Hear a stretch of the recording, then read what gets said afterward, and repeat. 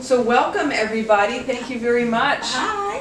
Thanks for joining us on this beautiful evening. This is the fabulous Tiffany D Jackson. I know the song lyrics always jump in my head, and I will refrain from singing. Thank you. We can all think it, but and I'm Lori Hall Sanderson.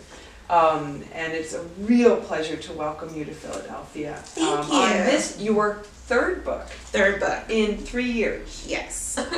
Yeah, can we just have a moment? Because that is such an insane amount of work and heart, and that's like... You know what was crazy? Today I realized that my last book came out. Monday's Not Coming came out exactly 1 year ago today. Yeah. I was like, so I basically have Irish twins. Yes, you do. And I didn't even realize it. And it took me a second to even remember what happened at last year's launch, where I was like pitching this book. And I was like, yeah, it's going to come out like a year from today. Yeah. And I was like, oh, wow, I was You right. see? that intention that you put out in the universe, right? You really did it. That's amazing. Well, congratulations. Thank you. Congratulations. It now has 4-starred reviews. Yes. And they're not all in yet. Has anybody here read Allegedly or Mondays? Yeah, okay. Yeah. and can I just start picking up questions? Because I'm so curious about this. All right.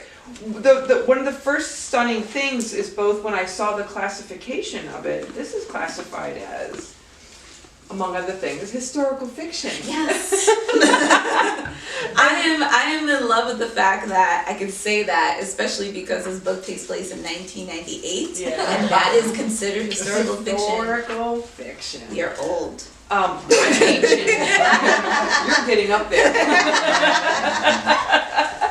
But it's interesting too, because when we think about YA books aimed at teens who were not even a spark in their parents' eye in 1998, right? You know, and they've grown up in a very, very different world than you did, and certainly a very different world than I did. And that's one of the things I think that is equal parts terrifying and exciting about writing for teens, is that they're always fresh. They're always new. And you, in this, can you give them a summary? I don't want to mess it up. So, summary of this book. Yeah. This book takes place in 1988, like we discussed, and it is about 2 boys and a friend's sister who plot to turn their murdered best friend into a rap superstar by pretending he's still alive. This takes place a year after Biggie Smalls dies, so it's really much in what we call the Phoenix year of hip hop, and it's sort of kind of between the then and now of hip hop, and takes place in Brooklyn, New York, in Bed-Stuy.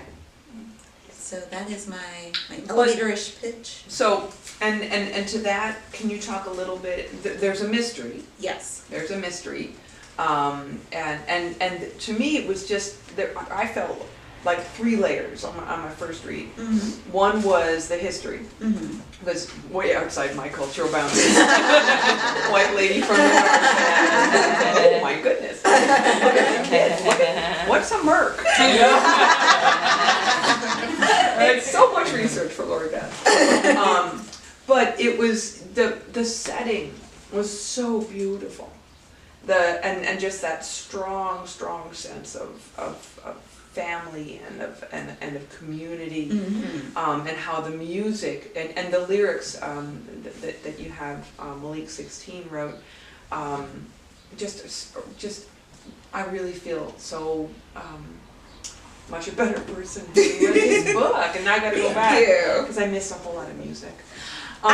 I feel like that was actually my favorite part of this entire research project. Was just going back and listening to like everything that we were listening to in 1998, and sort of kind of going in chronological order, like, okay, what album came out in August 98, in September, October, so it was like going down the list, and then realizing that literally Britney Spears came out in 1998 with Hit Me Baby One More Time. Oh dear. I was like, wow. Yeah. I guess it just kind of like, the years have flown by, because now she's just like, she's She's not old. really, yeah. It's not really weird music anymore.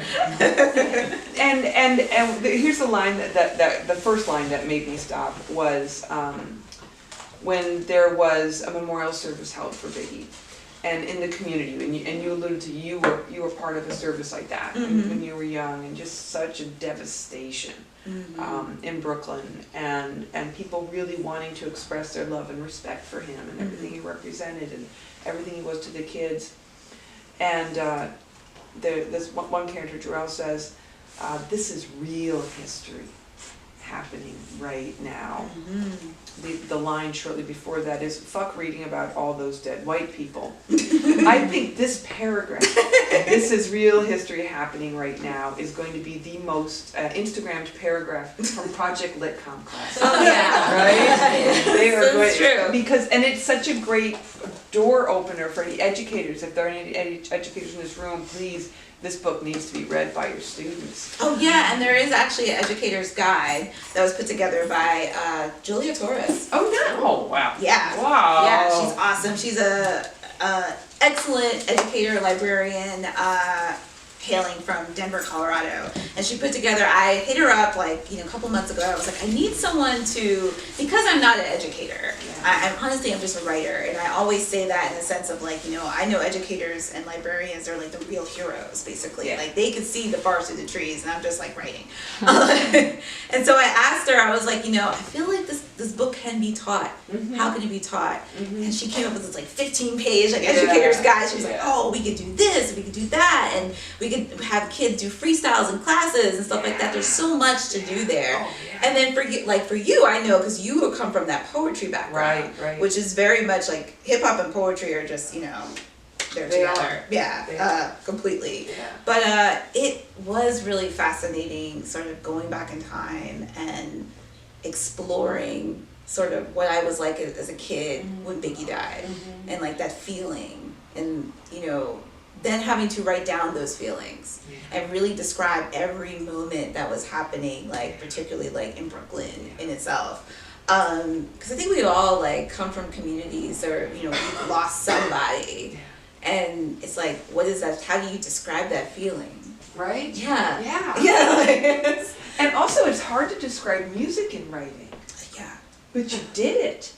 That was hard. Yeah. Did you find when you were thinking about the songs that you were listening to in that time period that you saw the songs differently now as a slightly older person? Oh yeah. There's a lot in, especially because in order to write this, I had to go back and listen to Biggie's 2 albums, like back to back, and over and over again. And there were some things that he was saying that I was like, ooh, children. Like, I was listening to this and I was just like rapping along, but then like as an adult, I'm like, oh no, babies. Goodness.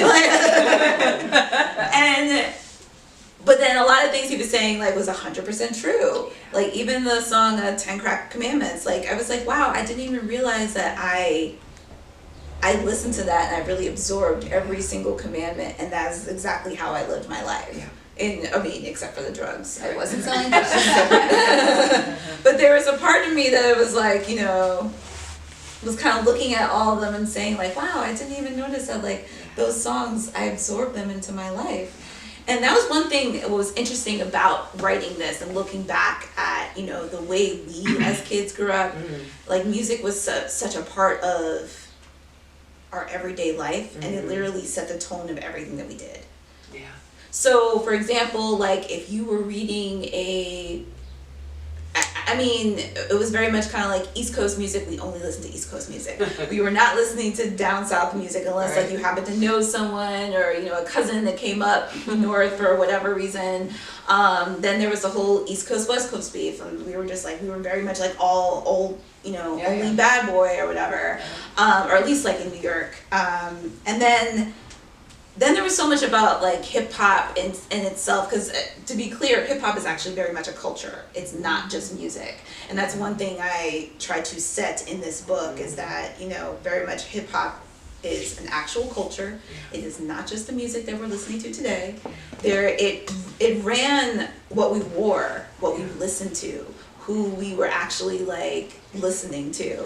And if they really did mess up, like we canceled them back then, like the way we cancel people now, but back then it was like, no, you're really canceled. And so there's a lot that like it really defined us versus like kids today. Things are very much more homogenous. Like we're all kind of listening to the same music, so it's not regional as much. And then, you know, we're more or less defined by social media and stuff, and what everyone else is doing online versus what everyone else is doing in the streets. And that's something that I realized as I was researching, where I was like, wow, like, you know, I wasn't paying I was like, whatever they said on the radio, like, was the song of the summer, that was my song of the summer. I was listening to the people, the DJs, and everyone who were telling me what to do. They dictated our movements. They dictated like what kind of clothes we were going to wear and stuff like that. Versus now it's like you can have a bit more of your own personality. And so it helped people be a bit more free in a sense now. But it's interesting how I look back on things. I was like, man, I was only wearing my hair in that like swoop because of Aaliyah. That was literally like the reason why my hair was always straight and like bone straight. You hear me? Like bone straight hair and swoop and everything like that. Like I was because of Aaliyah, and that was the thing to do. So it was just interesting to go back and see sort of how my childhood was shaped and formed. And so critically important when you're writing for and about teenagers, because that's when they're developing their own sense of identity and their style, and the parts of the world that feel like home to them has everything to do with how they can put their roots down and grow up healthy and strong. Absolutely. Which is one thing that I could say where I was nervous about this book when I and I was at a class and I was like kind of like talking about my books and I was about to, you know, talk about this one, and I was like, well, you know, how many of you know who Biggie Smalls is? And no one raised their hand, and I literally was just like, I don't know what to do. Oh goodness. Everyone take off your phone right now. And I was like, Google this right now. We're gonna have a full conversation, because I really just was so mind-blowing to me. Because for me, looking out and being like a child of hip-hop, I look at it and say, you know, you wouldn't be listening to the music you are today if it wasn't for Biggie Smalls, and if it wasn't for the Tupacs, and if it wasn't for all these other artists. So like, you need to respect them, but then it's also like you can't force people to. No, you can't force them. No, you kind of lure them in. You lure them in. And then they'll develop. And then you teach it. Like, you want to teach that. So that's one of the reasons why I'm hoping that this is more, not so much like a respect your elders type of thing. Like, I don't want to be like the old lady on the lawn. That's what you kids, get off. I want them to kind of like see and appreciate, and like, you know, see and appreciate the culture as well too. And I think you've totally set it up. I mean, I think it's going to happen. I can't wait for it to happen, and we'll watch it on Twitter. As the kids at Project Litcom, the kids all over America start reading this book. Can you talk a little bit about the collaboration with Malik 16? Oh yeah, so Malik is, so me and Malik have been basically best friends since, for almost 20 years now. And Malik is an awesome rapper. We actually like met at a freestyle competition, like when we were still at Howard University, and he's just been annoying me ever since. And it was crazy because when I first came up with this idea, it was actually in grad school. I was talking about a script I wanted to put together, and I wrote this script, and you know, me and him, we were just having conversations about like, what would it look like, you know, if Biggie Smalls was still alive today? Like, how would the landscape of hip hop look like? Or what would it look like? And then I was kind of like talking about, you know, the ideas of, you know, what if kids just pretended like their dead friend was still alive? And like, you know, what would that kind of look like? So, and when I pitch it, I always say like, this is Notorious meets Weekend at Bernie's. And that sort of like, kind of like totally defines exactly what it is. But then when I started to write this as a book, like take it out of the script form and write it as a book, I realized that I am not a rapper. And, you know, that was my missed call in life. So I hit him up. And it was actually probably one of our easiest, because we like fight like brother and sister, like forever. But this was actually our easiest like combination, like working together. Like I basically told him kind of like the parameters I was looking for particular freestyles or songs. And it was actually kind of challenging because I was like, okay, so I need this song for, the main part of the book, and it can't have cursing in it, don't drop the N-word, they have to be from Brooklyn, and it's set in 1998. Go. And he was just like, what?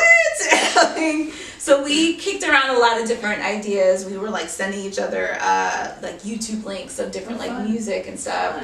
And we landed on some like great hits. Yeah. And he was honestly the perfect guy for this because he was like that freestyle rapper when he was a kid. Right. And he was also a poet as well too. So there was poetry in the book as well. And it really just, and then he also had to do a part for the girl. So he also had to write from a woman's standpoint. So I really just got like put him through the paces. He's up to the challenge. Yes, he was totally, and it was like honestly one of the best parts in the book was written by was the girl's verse, Jasmine's verse. Yeah, that was actually probably the best verse in the entire book, and he nailed it. Yeah. And so it was actually really fun to work with him on that, and I feel like this was definitely payment for all the hip hop concerts I've gone, all the underground spots I have been to for him, where he was always the last person to go, so I had to go through all the other acts, and I was like, oh, my ears are bleeding.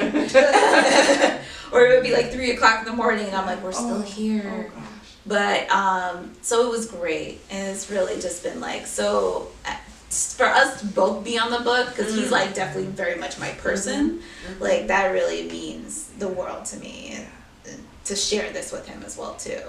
It's fascinating to think, looking at your generation of people who are writing for kids and YA, to think that the music of the late 90s and the early aughts, that's what, because music is just that's how we find ourselves when we're teenagers. And look at, I mean, they have such an incredible legacy in the music world. But those men, they also, and some of the women, have a legacy now in the literature for our children. Right. Because you carried all that with you. Which is funny because originally, people didn't want you to mention hip hop songs in books because they thought it dated the books. Because they were like, it'll just, songs go in and out, they're only one-hit wonders and stuff like that. But it always seemed, that phrase always seemed to be mentioned for hip-hop songs. But no one's ever said like, you can't put that Rolling Stone song in a book. And I'm like, well, Rolling Stone, they're mad old. Like, they are ancient. But I was like, so why is it cool for us to mention the Beatles and Rolling Stone and Queen, but we can't mention Biggie Smalls and Tupac? I mean, hip hop is only, how old is hip hop? 30 something years old. Like hip hop is almost as old as I am, and so Maybe older. Oh, older maybe, yeah. We're almost the same. Me and hip hop are almost the same age. So it's kind of like I am talking about our greats. Well, and when you think about that, we've had a lot of conversations about how screwed up the publishing industry is. Yes. Especially when it comes to representation issues. Right. And just they don't have any kind of diversity in the offices that are making the decisions about, right? Which is why they say stupid things like, it'll date the book. It'll date the book. Right. Yeah. A code word for I don't understand what you're talking about. Right. Which I will say, even coming up with this book, I was a little worried, even just walking in the room, like, I want to do this whole hip-hop book, and I'm going to list all these different songs that you probably have never heard of, and talk about a completely neighborhood in Brooklyn that you will never go to probably in your life. Please publish me. Yeah. And see what happens. I mean, I definitely lucked out having a really great editor, Ben Rosenthal, who has been my editor for the last 2 books, but he happens to be, a white boy who grew up listening to hip hop. Yeah. And so he knew all the references and stuff like that. So that definitely helped a lot. And so that was great. And, even marketing, there was some nostalgia in marketing. Like they recognized there's a whole dance number to Aaliyah's Are You That Somebody? And everyone was like, I remember this song. I love this song. So that also helped. So there was, even though this book is very much written for kids, Yeah. there's such a huge nostalgia for adults. Yeah. So, And something like 40% of YA novels are written, or are read by adults.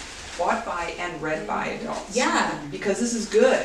Stuff written for adults kind of sucks. Yes. I have to say, like, a lot of my readers are actually adults. Yeah. And they're always surprised, especially when they, if you ever read Allegedly. Yeah. A lot of people were surprised when they went to go look for the book. They were like, "Oh, we couldn't find it." And I was like, "Did you look in the kids section?" They were like, "What? Why is it over here?" Like this. So it's very interesting because I mean, we've had this discussion. I didn't know I was going to write for kids. Right. I very much stumbled and fell into this genre. Yeah.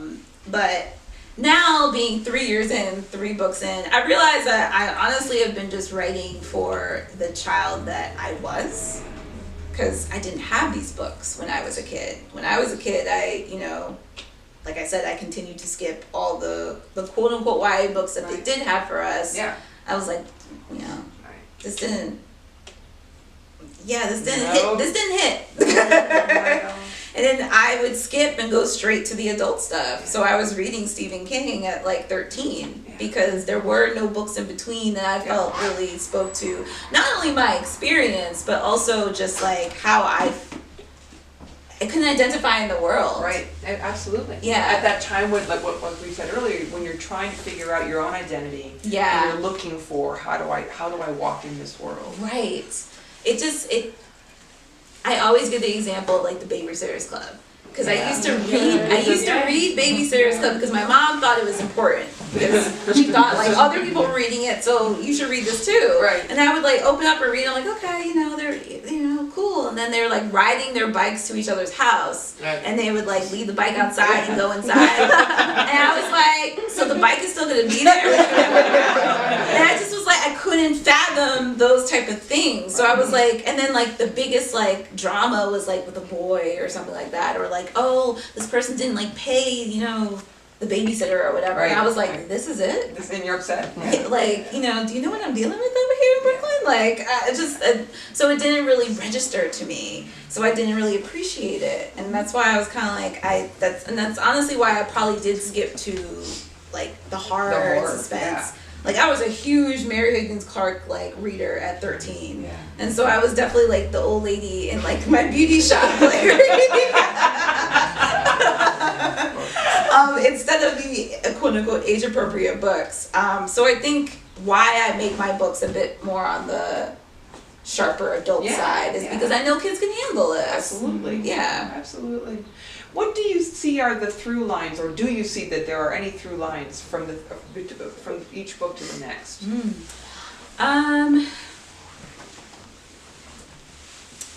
They've definitely, well, not through line, but I will say that it has definitely gotten easier. Yeah. Yeah. Easier. It's practice, right? Yeah. Every book is just like practice to something else better and better.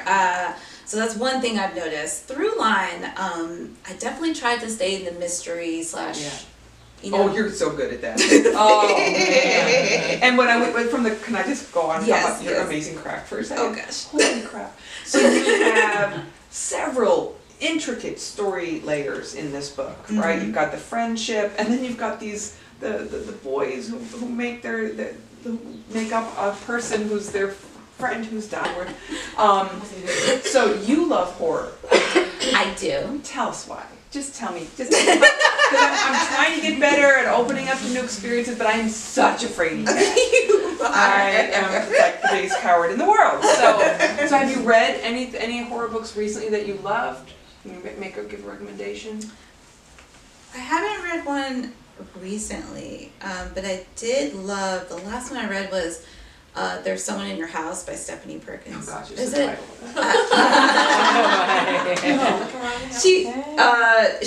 It's Perkins? Stephanie Perkins, Okay. There's Someone in Your House. And it has like a pink cover. And it is gruesome. Oh Lord. But it is so well done, well crafted. And Yeah. like for her it was a departure because she writes like romancy, like lovey-dovey books. So I was really curious what her like, fan base was gonna think about that, because they probably were like, "What happened, homegirl?" Yeah, and she pulled it off. Yeah, she completely. I mean, it is great, and for someone who I've been like into horror since I was like 4 years old, so and so I literally been watching horror my entire life. So for me to like take a pause in the midst of reading, wow, okay. She impressed me, and I totally fangirl when I finally met her. Yeah. And she was at a conference, and just like me, where you look at me, you don't really expect, like, she's very just like perky looking, and she has like flowery dresses, and she's like, hi, but then like she has like gruesome killings in this book. I was like, I like you. You are my brand. Nice. But I want to get into horror.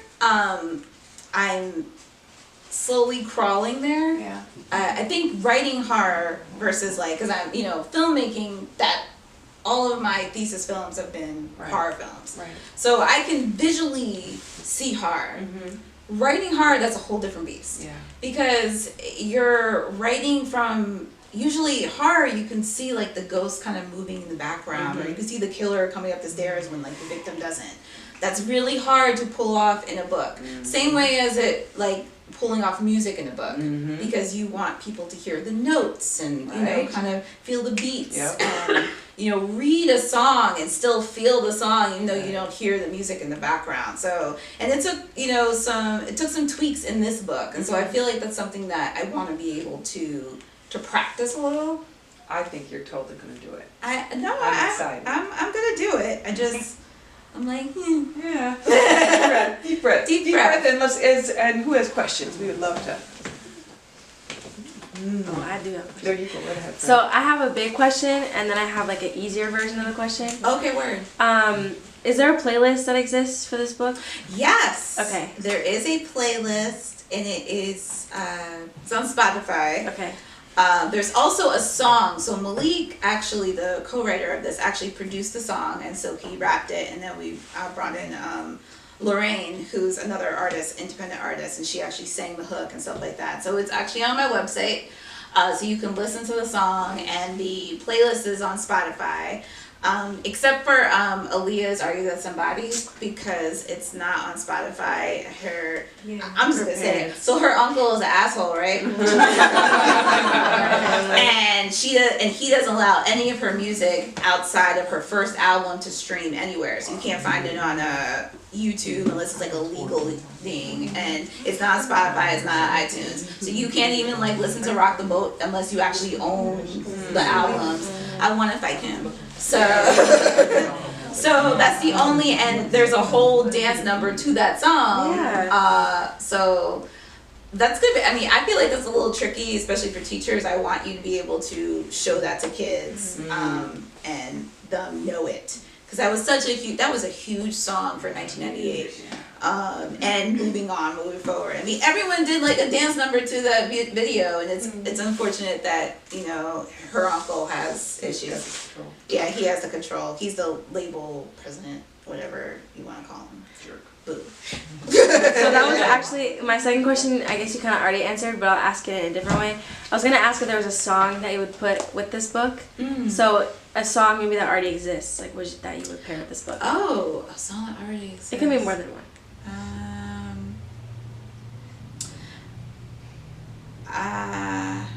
That's a good question. Damn, I don't know. Because I think Hypnotized. Biggie's Hypnotized. Oh yeah. Which it's actually in the book, because it's a part of the funeral. It was a part of the funeral scene because I wrote the entire funeral. And that was something that it's such a triumphant song.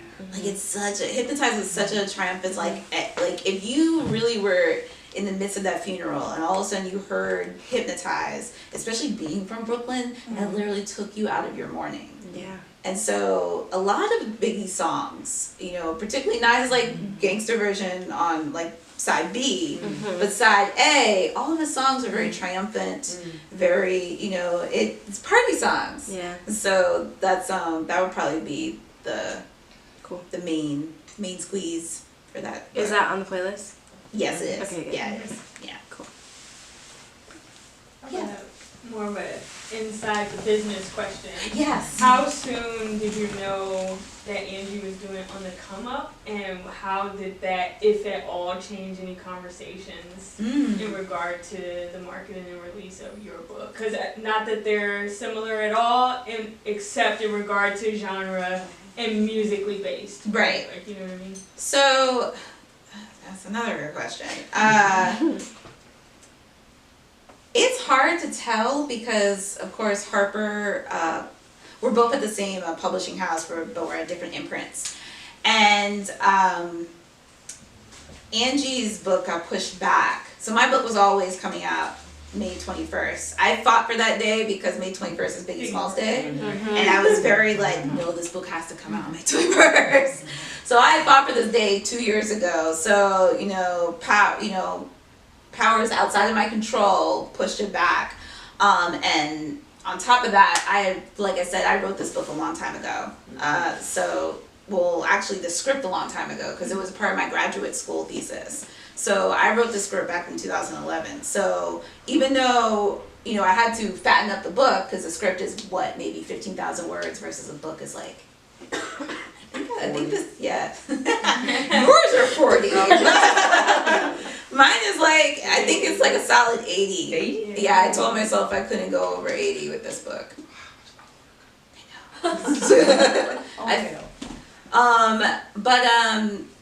The good thing is, in a sense, like Angie's book is different and we're in different time space and stuff like that. And she definitely has a different message within her book. More the merrier in terms of party, you can never have enough hip hop books. And especially when we didn't have a lot of hip hop books. This year alone, we have 3. So it's mine, Angie's, and Lamar Giles' Spin. And his book is actually based on Virginia hip hop scene, which actually that's a pretty big hip hop scene if you think about. There's Timbaland, there's Missy Elliott.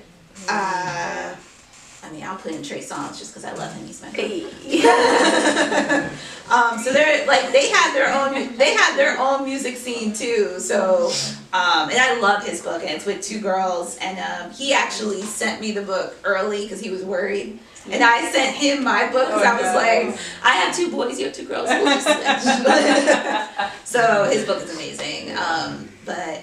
So it was business-wise, you never know, honestly, especially because hers got pushed back. I think originally it was supposed to come out early-ish last year, and it got pushed back. And she has a lot on her plate. That's the other thing. Like, she's all over the place, and she's literally now on vacation, for the first time, ever. Wow. And when she texted me yesterday, I was like, go away. Go on vacation. Stop. So I love her enough, though. Yes, please. I have so many questions, but I'm going to try to limit it to one. So you wrote this book a long time ago as a script, and you rewrote it as a novel. But what made you choose this book as your 3rd book? Because your first 2 are like siblings in a lot of ways, and this one's a departure. So why this one as your 3rd? I think I was honestly, I needed a break. Both of my first books were so dark and really kind of, when you write dark topics like that, you literally have to take yourself to a place. And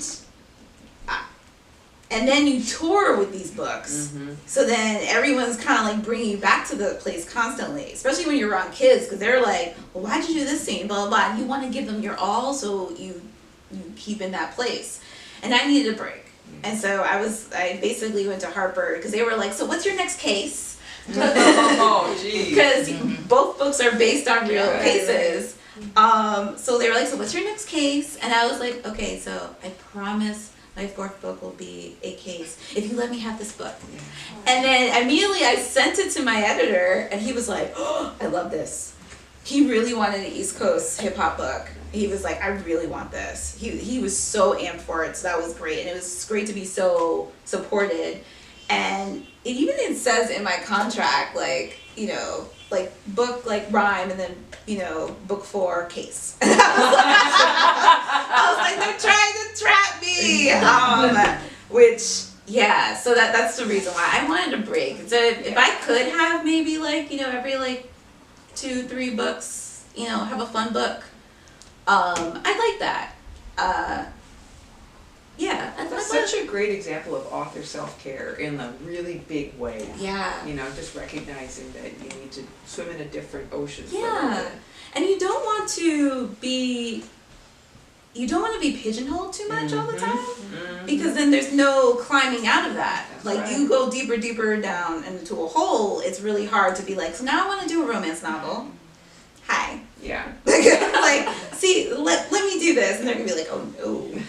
So that's why I really like when I told you about Stephanie Perkins, I was actually watching because I was shocked they let her do that, because her first, was it 3 novels, 2 or 4 novels were all romancy novels, like kissing boys, everything. So the fact that they let her do a horror novel was insane to me. So I was like, let me. So yeah, so that's why I decided. And truth be told, like it's a lighter book, but it still has that vein. It still has a thread of me in there. So I haven't gone too far out, you know. But yes. You know, you were talking earlier about Biggie's album, and the A side was like all the party, and the B side was like the intense stuff. Is that what you've done in this book? With those 2 big plot lines? Oh my gosh! Oh, you are so stinking smart! Oh my god! Oh, That was an Easter egg. Good job. respect. Yeah, Not that was you. good. I was gonna You're wait. amazing. I was gonna wait till you know who usually gets my Easter eggs? Jennifer. Why am I blanking on her name? She always like messages me later. Is like, yo, I just saw this. And damn, she wrote Moxie. Matthew, yes. Yeah. She definitely is really good at spotting all of my Easter eggs. I was waiting for her. Good job, I Lori. beat her. Nice. And there was some more questions though. Yes, ma'am. Sorry, I was trying to write down that Easter egg. So, you were talking about earlier that you write dark because you know that young people can handle dark. Mhm. How do you make the case for parents who don't want their kids to read dark, but I mean they should be, and your work is great, so why won't my friend let her daughters read these books? Because she's like, no, there's too much darkness and That's a hard one. Because I haven't really ran into parents per se that I haven't really ran into a parent that was like, yeah, I can't let my child read your book. Except like if the parent is like, you know, has a 4-year-old, I'll be like, well, you know, okay. I do believe in parents knowing their kids and what their kids can handle. I was at a conference and there was a 5th grader sitting in my like lecture, and I was just like, I was like, honey, are you lost? Like, you know, and she knows. She was like, oh no, I read Monday's Not Coming. I was like, oh wow, okay. How's this gonna go? All right. But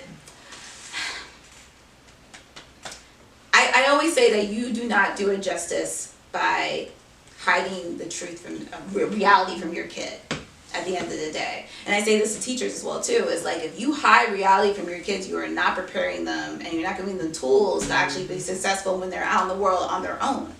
Because at the end of the day, when they're out in the world on their own and they've never experienced anything bad and never read about anything bad, they will not know how to handle something bad. Right.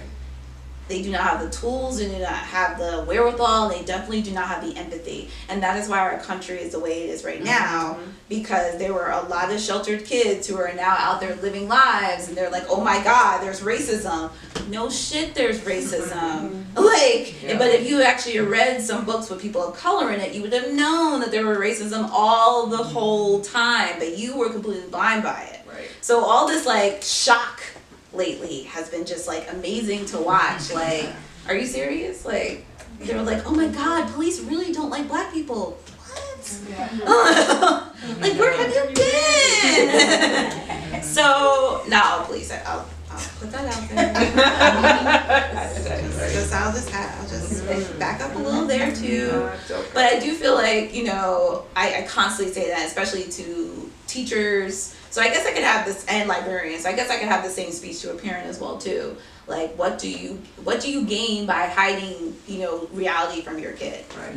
Do you think that you're really setting them up for success in life? And that's something that parents really need to kind of like have a come to Jesus about as well too. Like, you know, what do I want my kid to actually, how do I want them to experience life? Yeah. And yeah, we write books that can be raw in a lot of ways. Lori has definitely wrote some books that, you know, yes. Yeah, I've had a couple books be censored and banned, and whenever I'm contacted about that, I always ask, do the kids have access in the school library or in the classroom to newspapers, whether that's digital or a paper-based paper? And if they do, I've never put anything in a book. I don't think any of us, you certainly haven't, Angie. No, none of this generation of kid lit writers has ever put anything in a book those kids aren't seeing in the news and sometimes in their neighborhoods all the time. Yes. And so what parents are doing is reacting out of their fear. I think that when I see parents at least pulling my work out of their kids' hands, it's because they don't know how to talk to their kid about what the book is about. Which you can understand as a parent, because you know it's really scary to be a parent. But what the message that they're showing their child is, don't talk to me about this, because I don't know how to do it.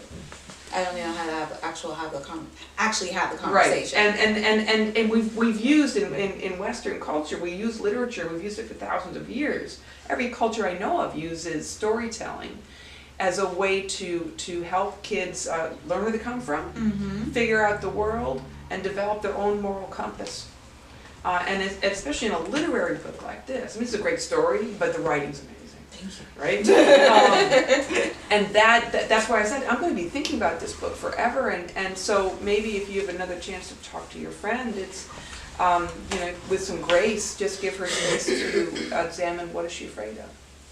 Because that might be a loving way for you to help her do a little bit of growing too. Yeah, that's a good example. Like, what are you actually afraid of your child knowing? Right. Like, what the exact thing that you're afraid of? Yeah. What don't you know how to talk to them about? Right. Oh, I like that. Yeah. Because, well, yeah. Oh, I just have something to add on that. Like, as a young adult and reading Monday's Not Coming, it kind of like, it teaches you in a way. And so when I saw that Monday had the breadcrumbs, I was like, oh wow, like I was kind of shocked. I was like, it all comes together. And I was like, well, as a young adult, maybe I should wave to my neighbor on the way home. Maybe I should text my dad, okay, I got inside the house. So like, instead of like it being like a story like that, it teaches you along the way. I mean, and that's something that what I love about books in just general is that sometimes instead of, you know, if someone tells me to do something, I'm like, no. But if you kind of suggest it, like, you know, in the spoon field lessons, you want to, you know, kind of experience. And that's why I want my books above all things to be an experience for kids. To actually be in someone else's shoes, have that experience and being like, oh, I get it now. Because see, that's the same example. Like, I used to get so annoyed, my mom would be like, especially when she was like looking for me and I didn't have a cell phone around the time. I'm like, I mean, it's fine, like, I'll be home, like, leave me alone. But now, like, seeing what could happen or seeing, like, other examples, I'm like, oh, well, maybe I can, you know, kind of, like, give her the heads up here and there. And so that's where the idea of the breadcrumbs come from. I mean, she's only my mom. Which is funny, because, and I'm trying to keep up with my breadcrumbs now, as I'm a whole 30-something years old. And I still have to leave my mom breadcrumbs whenever I'm like traveling for work. And so I had told her I was going to Columbia tomorrow, and she thought I meant Columbia, like South Carolina. So I was like, I may go to Columbia and never come back. I'm just gonna find some amazingly sexy man and just live there. And then she was like, what kind of man you can find in South Carolina? And I was like, no, Mom, I'm going to Columbia, like the country. And she was like, what? You didn't tell me that. I was like, yes, I have. So, yes, I am still, you will be leaving breadcrumbs for the rest of your life, and that's okay. And that's a nice thing. Yes. It's a sign of someone loving and caring about you as well, too. Absolutely. Yes. What I was gonna say was, I grew up in the 80s, so like, 98 and all that, stuff like that.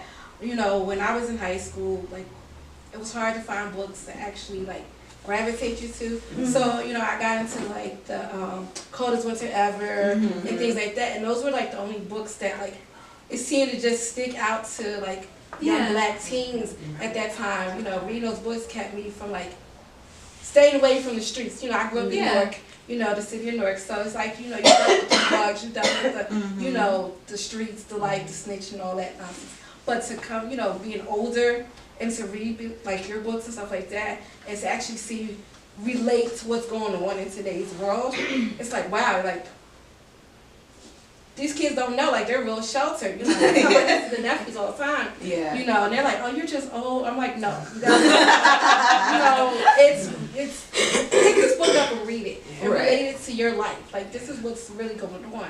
So, like, that's what I like about your books and Angie books. It's like, it's so real. You know, it's not sugar-coated. It's real, you know, and that's the type of stuff that kids need to learn. Yeah. And it's interesting because it took us a while to actually be able to write these books. Like, you know, there are, I think the statistics, I think it was like 146 books with people of color came out last year. And only 14% of those books were actually written by people of color. Wow. And then to even get it smaller down, because I looked at all the statistics, it was like even like a Caribbean woman, black, who wrote a book, 2%. I was like one of that 2%. Yeah. Like we are very small in the minutia of things. But it's important for our stories to be told. And not just in the stereotypical way. Like, we need to actually have the soul of our culture within our books. And that's what's so important and so great to have that moment, to have this moment. And it took a while to get here. Because it's not that there weren't any books written by black people with black people in it. But they had been literally pounding on a door that wasn't opening for them, and that other publishing basically telling them that no one wants to read their story. And like, look at us now. I love that I'm like, ha, you're wrong. I'm still a child and I want to read wrong. But thank you though. No, that means a lot, because I was very much in that same breath where I felt like there were no stories that really spoke to me, and then I didn't identify with anything else. But I will say that The Coldest Winter Ever was actually the book that made me realize that I can write a very raw voice. Sister Soldier came to Howard University, and that's when I actually bought her book. She came and spoke there at that's my friend Nicole. We've been friends since past. It was, I think it was like a sister to sister something like thing, and we all went, and she spoke, and it was amazing to like hear this woman. I never heard of her before, and then I bought her book and I read it, and you know, take the story for what it's worth. That was an amazing storytelling. That was some raw truth to that. And some people, look down on it like, oh, it's street lit or whatever. I'm like, no, like besides the fact of it being street lit, that was a raw voice. No one else was like talking like that in books and like speaking her truth and it making sense. That's what the biggest part about Sister Soldier is, that a lot of the things that she was saying made actual sense and we identified with it. The problem is that a lot of other people didn't identify with it because they didn't understand our truth. And so that's why it's so important, and why I'm getting called, what is it? What do they keep saying that I write? AAVE. Oh, African Vernacular English. Yes, I get called a lot about articles because apparently I talk in slang, and they were like, so how do you do it? And I'm like, it's like, what? Those are painful articles, Lori. I don't like those. Can I ask a question on that note? Yes. You mentioned not putting the N word in the rap, and I was trying to figure out whether that was a personal preference because you write for kids or a publishing thing. That was a personal preference. Okay. I wanted to, because truth be told, especially for like Brooklyn kids, Like, I mean, you know, I like live in Brooklyn. I'm like always on the train. I'm surrounded by 4 high schools. Like, it's nothing but kids around me. And they drop the N-word like it's like every other word. Like every other word. So I was like, okay, I would like to have a book as an example of like it not being in your vernacular. I'm not telling you it's wrong, but I'm trying to give you an example. And so I think it's in this book once, and it's very purposeful. But it was hard, especially for like rap. That's hard. It was hard. Like Malik was like, "Are you sure?" And it was challenging, but I wanted just to try, just to see like what life would be like without that word, and what would our conversation could our conversation still exist? And it does. There's not anything that really like is tripped up. There was a couple of times where I felt myself just typing the word, and I was like, oh, delete. So that was, and it was challenging, especially if this is actually a part of your vernacular, especially when you're like in the middle of something very passionate and you not drop that word. There are Even some as very educated Black folks. Yes. I have tons of friends that are very college educated and multiple degrees, and I think there was one panel where I definitely almost slipped it because I was sick. We were both sick sitting next to each other. We were quarantined. We were in quarantine at this panel, and there was like hundreds of librarians in the room, and I had like laryngitis. She had the flu. She had like straight up like 150 fever, and so we were like on one side of the panel, and we were on another side of the panel. They were had masks on. Yes. And to be honest, there was a guy who kept on talking, and he just was the only guy on the panel, and I was just like. And it's just, and Lori's just like halfway dying, so I was sitting there, I was like, please, and I think at one point I did like cut him off. I should have coughed on. And I think you kind of like reached across because I cut him off. I was like, yeah, we get it, and you were just like. So that was the one. I think that was the one time where I almost slipped. But there's probably one other time that I almost slipped on Twitter. But I've been very, that actually is a professional thing now. I do not make that a thing of public because everyone is looking for a problem. Yep. Everyone is looking for something wrong. Right now, there is some librarian in Kentucky who is looking through this book and trying to find a problem. And she's on Goodreads right now. I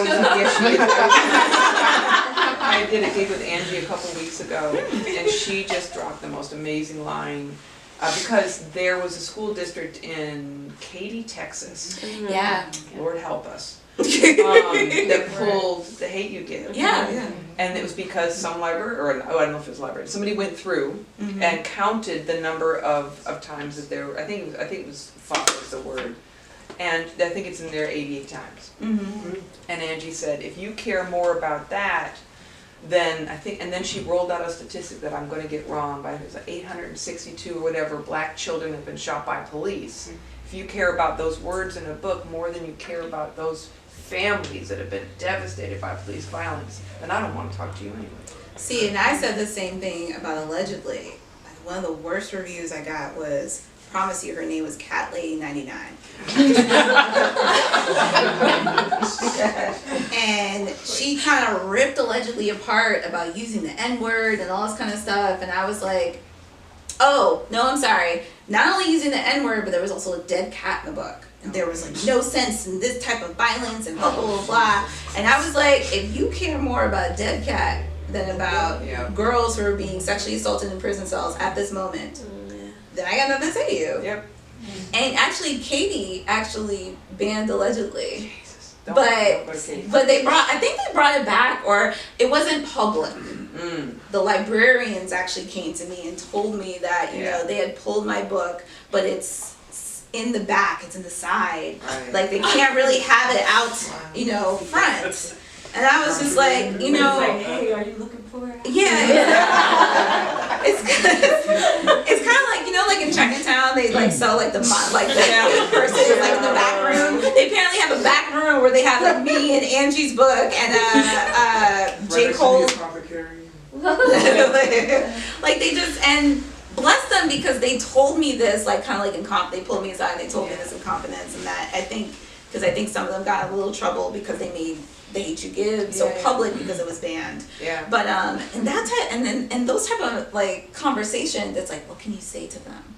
But you know what's fascinating is that, because when Angie said that, we were in a room with, I think, like 1,500 teenagers. It was like a big auditorium.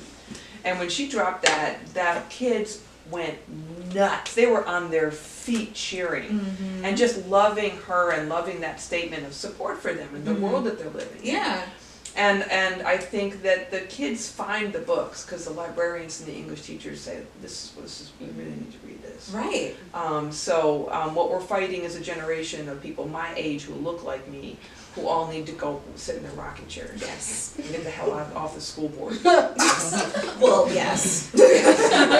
Yes. No, Lori's definitely like queen of like this fight. Like she definitely like she wakes up a lot of, you know, white people. I call them the mayonnaise people. Mayonnaise. We cook with it a lot. Yeah, but I used to call them like tartar sauce. That might be too much flavor. I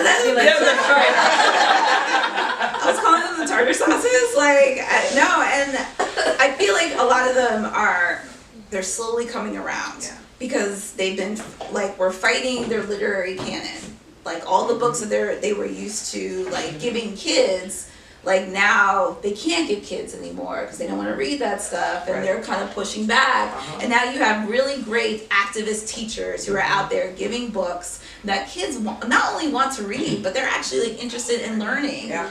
And that's one of the best things about putting out books like this one as well too, is that, you know, you can make a book fun and still teachable. You can make a book like interesting and vibrant, thrilling, and I'm going to read everything. I'm going to highlight like pages and stuff like that, and it still be entertaining. Yes. And that's what I wish I had more books that were entertaining and I can learn from. And not only that, like I wish I had books that actually answered questions that I was too afraid to ask. Yeah. Like I felt like a lot of like. Yeah, that's a really, can you say that again? I want to bring that my memory. Like, I wish there was books that answered questions that I was too afraid to ask, or I wasn't appropriate to ask. Because there's a lot of times, like, you know, especially like Black communities, like we can't ask that question to an adult that's being fresh. Right. Like, you know, that's being in someone else's business. Like, you're not allowed to ask that. Don't be fresh. Don't get popped. Like, you know, that type of stuff. Versus, like, you know, if I had a book that actually explained it. Yeah. Like, I mean, I had no clue what it meant to live in a group home.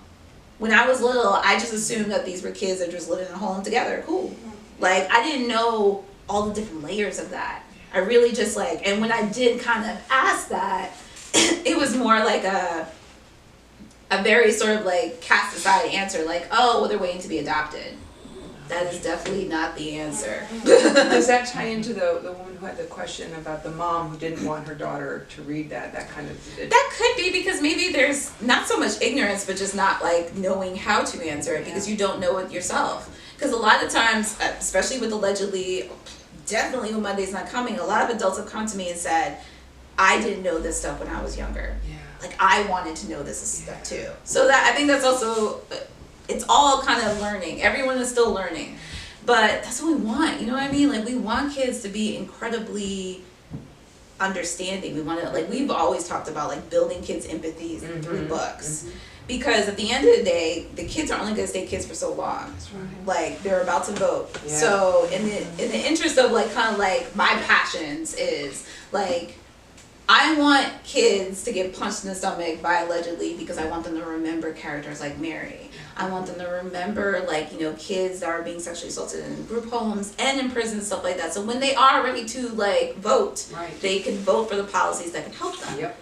I want kids to remember characters like Monday and Claudia and Monday's Not Coming. Like, because I want you to remember that there are black girls. There are like 1,700 black girls that are missing right now that no one is looking for. And that there is no kind of call to action about that. Right. So I want you to be able to walk into rooms and have those conversations. It's definitely when you're 18.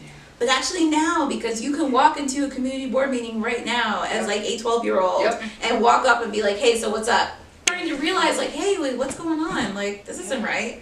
Because at the end of the day, like I said before, if we raise better children, if we raise more intelligent, thoughtful, empathetic children, they become intelligent, thoughtful, empathetic adults. And then that helps our general environment. We wouldn't have kids in cages right now. That's right. If we actually had empathetic adults. Imagine if you could take all these amazing writers, and you are right there up there with them. You're leading the pack, leading all this place. In the last, how many years has it been? Like 6 years? 5-6 years. Yeah, 5-6 that years. we're really just seeing such extraordinary books finally coming out into the world. Imagine if the last 5 years of children and YA literature had been published in 1952. What? And we had generations after generations building on the empathy. Imagine if people had your books and had a real idea of what rape actually is and what rape culture actually is. Yeah. We wouldn't have this like abortion ban. Yeah. Yeah. Like, or Justice Kavanaugh. So yeah. yes, ma'am. So, all right. Any more questions? I know it's a little off topic. You guys just went like really deep. We do this all the time. So, I know as a writer, like when you start writing, like you just get really passionate about it and you just go. Is there any times you reread your books and you're just like, wow, did I write that? Ooh. No, because I don't even realize some of the things that I write that are like hitting things, like are hitting notes. So, for example, the person who said like, I had police brutality in there, I didn't notice that.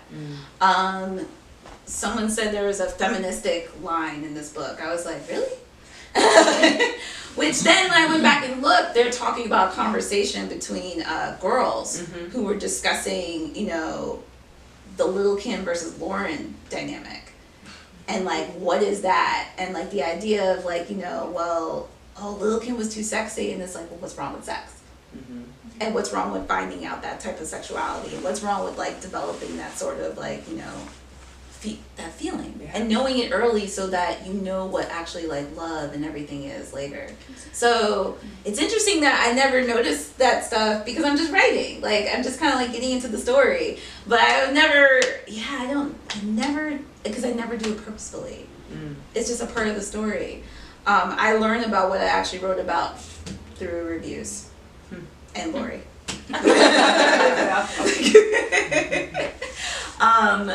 But no, I've never, maybe some of the poetry aspects.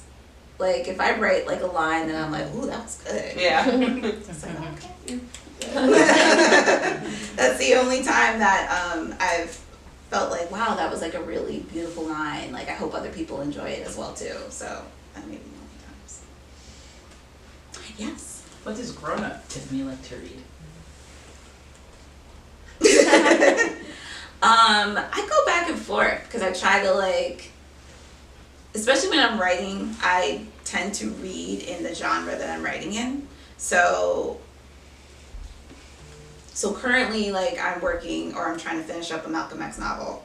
So I've been reading a lot of nonfiction and a lot about his life and a lot about kind of right before the civil rights movement and so I'm reading a lot of that right now. It's difficult because I'm kind of being in the mind of one of the most prolific civil rights in the midst of his jail sentence. And I'm a girl who, loves Beyonce. So it can be it can be difficult at times. What else do I like to read? I kind of go all over the place, honestly. Because right now I feel like on top of that, I'm also reading a lot of people's books that are coming out in the future. So I'm blurbing. I'm also like, us authors, we will share our works in progress manuscripts because that's the best way to kind of like get that like beta reader. So I'm reading my friend Olivia Cole's novel, that's coming out. That's gonna take on the plane with me tomorrow. So I'm kind of all over the place. And then like, you know, I will read like a trashy like romance thing just to kind of like spice it up. And people always ask me that. They're like, you know, oh, do you like read like really dark things and like, you know, and I'm like, oh, you know, sometimes I'll reread Twilight. I need a palate cleanse. Yeah. Like That's smart. yeah, I try. Yes. You talked a little bit already about how this is different from the other two books. So getting ready to read this, my question is, should I expect a twisty, shocking reveal at the end that will keep me up all night if I finish it at midnight? Like the other two books. Actually, no. I don't feel Okay. like it. I feel like it will. There's a bit of a twisty end. Twist. There's a bit of a twisty end, but not the way where I've scarred people. I have clearly But a satisfying twist at the same time. Yes, a satisfying plot twist that I will not scar you. You have scarred people. I have, man. I've realized that, you know, no one tried, like, literally everyone's like, I don't believe you. I'm like, what? I didn't know. I'm like, no, this is actually going to be the novel. Now, my next novel, I mean, you know, it's been a while. So, yes, the next novel, yes, I completely plan on scarring everybody. But this one's my happy one. But yeah, there are a lot of kids who are like, oh, I don't believe you. Which is okay to be known for that. It's like, I'm okay with this. I'm okay with this title. Yeah. Especially because I know kids are going to continue to read. Yeah. Like, they're not going to put down the book. So they're looking for it. And now because they're so used to all my Easter eggs and stuff like that, they literally are like reading with a fine-tooth comb to make sure they're like, I don't want to miss anything. That's right. As a parent, could you read an excerpt from your book? A little bit. I want to learn a little bit more. Oh, about it. sure. Is that My okay? daughter's got the book and she's asking a lot of questions, and I should know what she's reading. Okay. Do we have time for that, right? Yeah. Yeah. Okay. All right. Maybe your favorite excerpt. Maybe the clean version, please.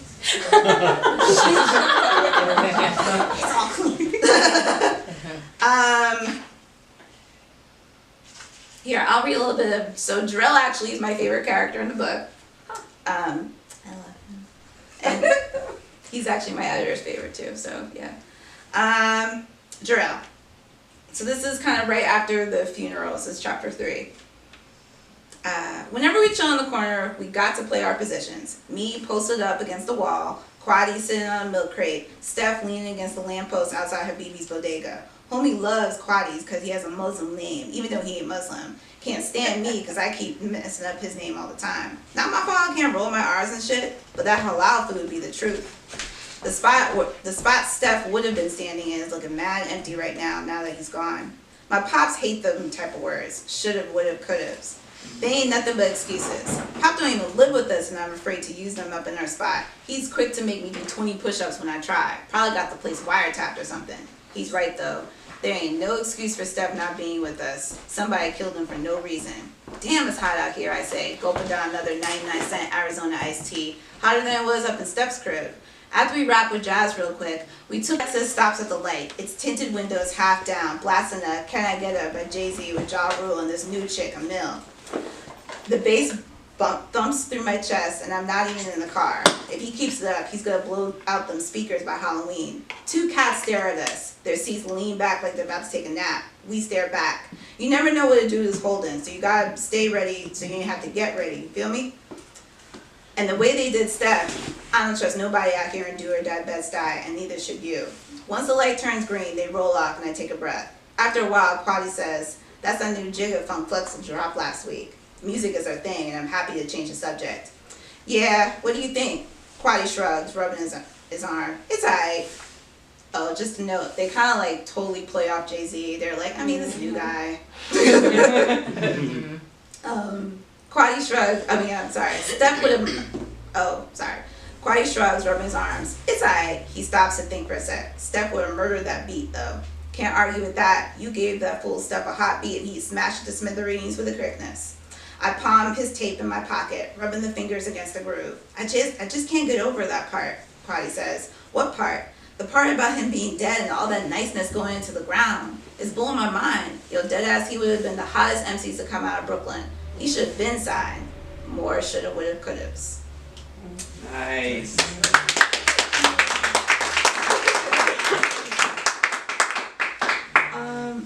Well, what time? Oh, well, thank you guys so much for coming. I